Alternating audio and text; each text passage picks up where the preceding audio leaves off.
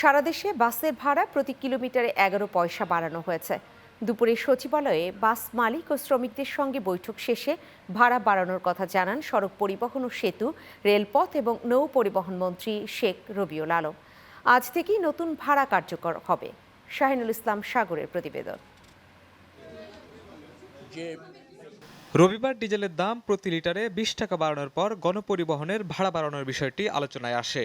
বৃহস্পতিবার সচিবালয়ে সড়ক পরিবহন মন্ত্রীর সঙ্গে বাস, মিনিবাস মালিক শ্রমিকদের বৈঠকে ভাড়া প্রতি কিলোমিটারে 11 পয়সা বাড়ানোর সিদ্ধান্ত হয়।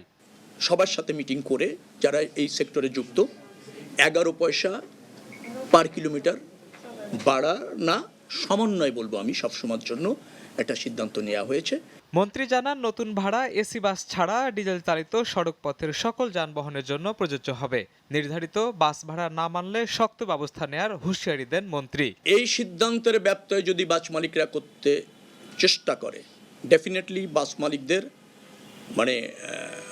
যে বিরুদ্ধে শক্ত অবস্থান এবং শক্ত ব্যবস্থা নেওয়া হবে।